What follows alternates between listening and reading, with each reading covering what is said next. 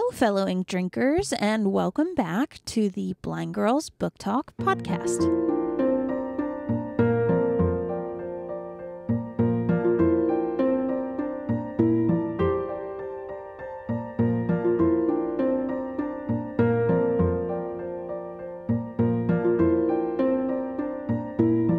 My name is Aria. And I'm Belle. And we are two legally blind sisters who love reading and love books. And so what we've done is we've created this show in order to talk about that. We talk about the things we love about books, the things we wish we could change, and everything in between. The show is a variety show, so we cover a wide range of bookish content that can range from bad retellings of stories, book-to-movie adaptation comparisons, recent reads, buddy reads, nostalgia talks, author talks. Really, the list does go on and on. And today what we're actually doing is we're doing a bad retelling, another bad retelling. And because it's getting kind of close to spooky season, or we're kind of in the middle of spooky season, I'm going to be doing some bad retellings of some of Edgar Allan Poe's short stories. Now, what I've done is I've picked a few, some that I know very well, some that I had never heard of, and I just read a couple of them because I wanted to have a wide array of different stories to talk about and kind of go from there. Now, I'm going to put a warning now. Some of these stories are very, very, very, very dark. So I know one of them deals with like animal abuse. I know one of them deals with kind of thoughts of incest. So like if that is stuff that is triggering to you, you might want to skip this one because I forget how dark some of Poe's stories are. Poe isn't for the faint of heart. No, but they are very, very dark. So if those are things that bother you, because honestly, reading the one of them, it really bothered me. And I was just kind of like, oh gosh. So I want to give you that warning now. I want to give you the out now because things will get dark. Things will get very dark very quickly. And also spoilers, of course, for all of these stories because these are bad retellings. So the first story that I'm going to do a bad retelling of is probably one of the more famous of the Poe short stories, and that is A Telltale Heart. My favorite. We had to read this one in like 7th grade, and this story is a time. It scared me as a child. I loved the story as a child, except come college, I had a fun experience. I will tell this story after your bad retelling. Okay, so once upon a time, there was this dude who lived in an apartment building, essentially, with a whole bunch of other people. Now, one of the other people that lived in this place was this little old man, and this man had a glass eye for reasons. No one knows why. And so essentially, this dude would see this old man and get really freaked out about his glass eye and just be like, I don't like this man. I hate it. I hate it. I can't stand it. It drove him to the point where he just kind of went crazy. And so what he ended up doing is he ends up unaliving this old man. Now he does this and he's just like, okay, well, now he's not staring at me like a creep. This is fine. I'm going to hide him under the floorboards. So he does. Well, not long after that, I think another one of his neighbors calls the cops, because doing that sort of thing, it makes noise. People heard it. They were concerned. They call the cops. He shows the cops in and just says, no, everything's fine, officer. Everything is totally fine. And all of a sudden, he hears like a faint beating. He's just like, what the heck is happening? Sounds like it's coming from the floorboards. Oh gosh, it's the old man's heart. It's still beating. I can hear it. I'm going crazy. He about gets the cops out when all of a sudden he just kind of breaks and confesses to everything. And that's the end of the story.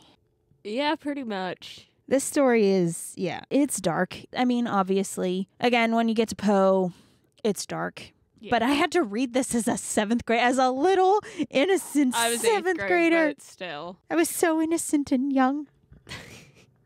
So sad. So sad. So yeah, that's pretty much my retelling. Okay, now this was my favorite of Poe's works, for sure. I loved the story whenever I had to read it for school in 8th grade. And then in college, it was my first semester. It was finals week, and we had a really bad snowstorm. So me and three of my roommates were snowed in to our dorm. And all of a sudden, we're getting ready to turn in for the night from studying and, talking and getting ready to leave for Christmas break. And all of a sudden, we hear this ticking sound and we don't know where it's coming from. So we're walking around our common area that we had. We're walking into each of our rooms, trying to figure out where this sound's coming from. And all of a sudden, my one roommate looks at me and she's like, "Are we reliving Telltale Heart? Like, what is happening?" So we're freaking out. And of course she says that. And it is like 2, 3 a.m. Oh, gosh. Like, it is late. So we all, like, me and her who know the story, we start freaking out because we don't know where the sound was coming from. But it turns out the heating gradation unit that was below and heating the girls' quads, because all the girls' quads were at the end of one hall, just kind of going up. And turns out the heating unit for our, like, under us broke. Oh. And it was the clacking. So, like, because we had our one roommate who didn't know this story, who wasn't freaked out. She was like, "I'm calling public safety." Calls public safety, and public safety's like, "Yeah, it's the heating unit. You guys have no heat, and it's like 10 degrees outside. So, have fun with that. Have fun with that." Yeah. But oh, it was so funny. So, like, this is forever. Like, I'm no longer creeped out by this, but all I can think about is that moment. Yeah, the ticking. The ticking. The beating. The beating of the heart. Yeah. The beating of the heart that turned out to be the radiator. Well, next one I'm going to cover is one of the lesser known ones because I feel like we need to talk about it. And the name of it is The Black Cat. This is another one that it got to me.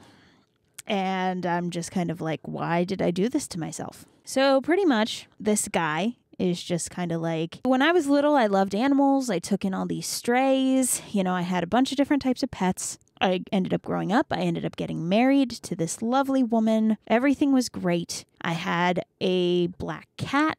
His name was Pluto. I took care of him. He was like my best friend. But he started drinking and he kind of got into I think there was some sort of mental health something going on. I don't know exactly what it is. I don't quite understand because I don't read classic literature often, but there's something. And so pretty much he starts to be, kind of abusive to all of his animal companions. But his cat Pluto, he kind of keeps away from his ire until one day he finally snaps and pretty much he picks up Pluto and cuts out his eye. And so Pluto is now disfigured. The dude is just kind of like, oh crap, what have I done? He ends up then essentially murdering Pluto, which is very sad. And I was just like, why? Why am I doing this?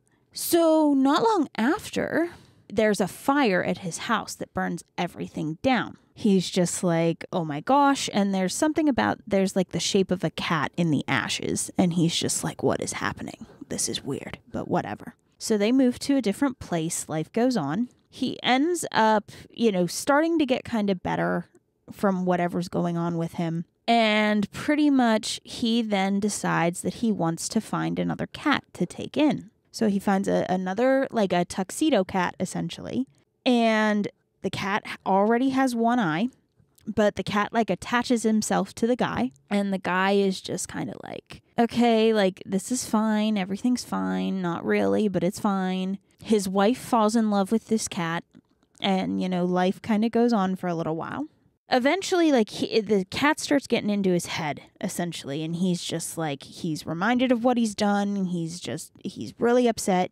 He starts drinking again, and one night he comes home, and he's going to murder this cat, too. He takes an axe, and he goes to swing it at the cat, and his wife is the one who catches the axe instead, and she is unalived, obviously. So he now has a body, and he's like, what am I going to do?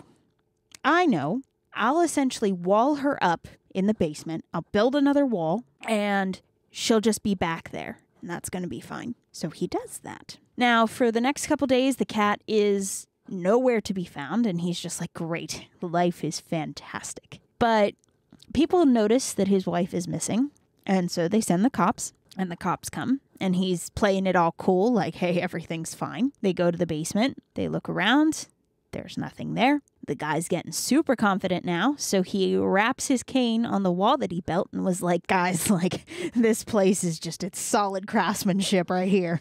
All of a sudden, there is this scream, like this yowling scream, this eerie noise. Nobody understands, so they tear down the wall. They find his wife, and he also walled the cat back there. So, of course, he gets arrested, and he's writing this from death row. And that is the story. I mean, I'd kind of say, oh, yeah, I'm going to, do the actual telling. I'm not. We're just going to stick with your bad retellings for these. For this one? Yeah. Yeah, because the one is, dark. It's worse. Like, I toned it down a lot. Yeah, but bad. Did you figure out what was wrong with him? Like, why he started doing all of this in the first place? Alcoholic.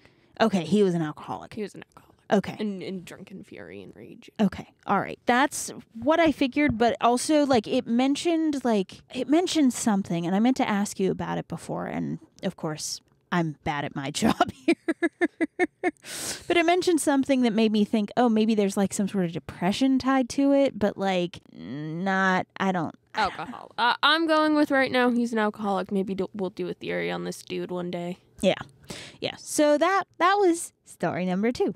Story number 3 we'll go to is the fall of the House of Usher, because it's another more famous one. And, we might as well go with Poe's greatest hits. This one's going to be super short and sweet. So there's this dude. He has a friend named Usher who has this house. His friend writes to him and is like, hey, come visit me. So he does. When he gets there, the dude is wasting away, and he's like, my family is cursed. The curse will fall specifically to me when my twin sister dies. And she's pretty much on her way out the door anyway. So pretty much he stays with him, tries to help him.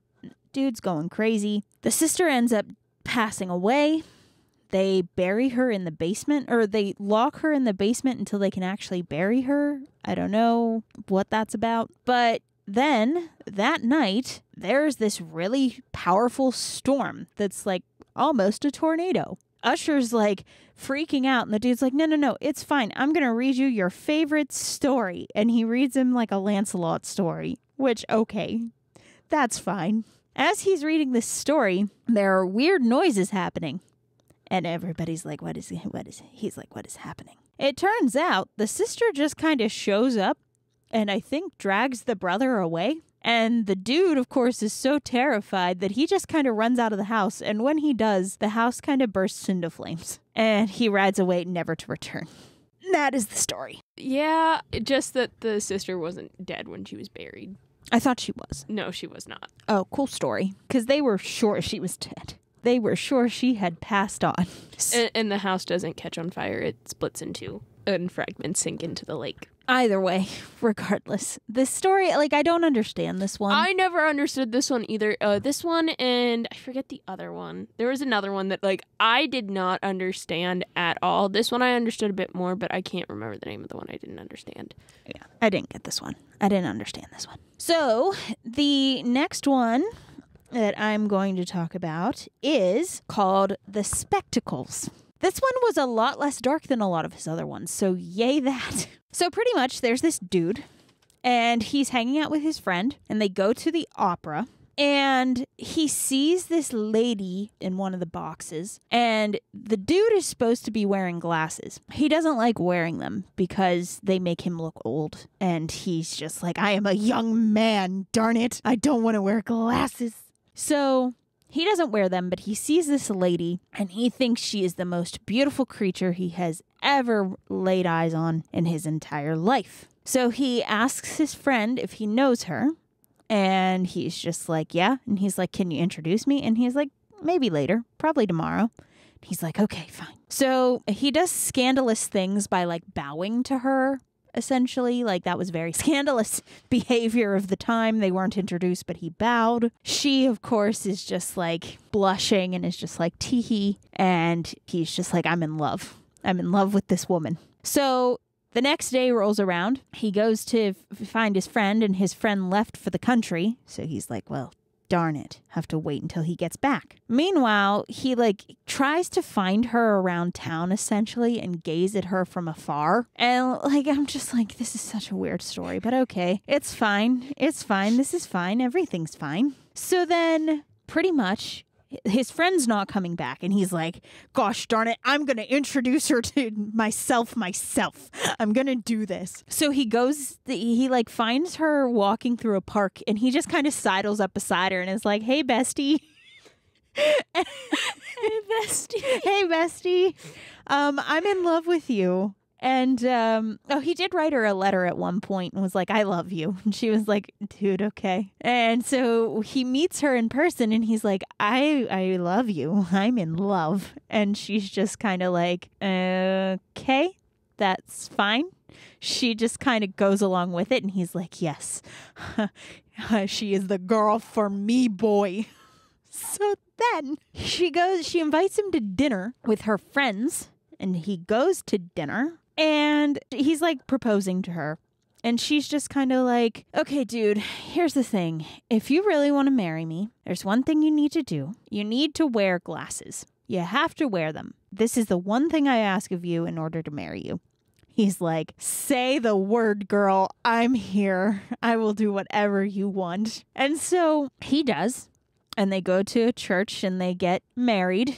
And they ride off into an inn. So when they get to the inn, I think he had taken off the glasses for a second or something, or he never put it on. He was only supposed to put them on afterwards. And so they're in the inn, and she's just like, okay, well, you going to put on these glasses now? And he's like, oh, yes, you're right. You're right. My majesty, my queen, I forgot that I made this promise. So he puts them on and realizes that she is an old woman. And he's just like, what the heck? How dare you trick me into marrying you? Now, she then says what her name is. And in the beginning of the story, he goes through his whole lineage of names, all his ancestors, essentially. The name that she gives is one of the names that he mentions in the beginning. Yeah, it's his great-great-grandmother that he married. And he's just like, what is happening? What? And he's just like, how dare you? And he's super angry. And the old lady is just having the time of her life and is just cackling and is just like, I thought you knew who I was. Yeah, turns out you didn't. But actually in real life, I got your friend in on it. He got another friend on it who were the people that drove us to the church and to here. And they got another friend on it who was the priest of our marriage. He's not really a priest, so we're not really married. So everything's fine, dude. But in real life, wear glasses for the love of all that is holy. Wear glasses. And so he's like, okay, fine. And then he ends up marrying one of the people that she knows or something. And that's the end of the story. Yeah, pretty much. I was reading this story and I was just like, where's the darkness? Wait, this story is light. This story is tame. It is tame for Poe. For Poe, I'm just like, okay, we're having a good time. And then it gets to the part where they're at the inn and I'm just kind of like, okay, all right, something's happening. And then he's just like, oh my God. I'm like, oh my gosh. I mean, I feel like it's more just a funny chain of events, more so than anything really dark. Yeah, I mean, and honestly, that's a good one to kind of end it on, even though, it has the potential to be dark. It really is. I think it's funny. It's the most lighthearted out of all of our stories today. Yeah, definitely. Well, so all in all then, I did a pretty good job then. All in all, yes. I'm so good at these. I'm so good at these. Yes. All right. Well, we want to thank you guys for coming along today as I did my bad retelling of some Poe stories. We'll probably make this kind of an annual thing. We'll take some of his stories, read them, and do a bad retelling because I feel like this is a good way to celebrate the spooky season. Yes. Of course, if you like what you're listening to, if you liked the episode, if you like us, please consider sharing the episode with your friends. It really does help us to grow the show, and we would appreciate it. Now, what are we going to be talking about next time? Next time, we're going to be having a writing talk. Oh, interesting. So, we will see you guys next time. Bye.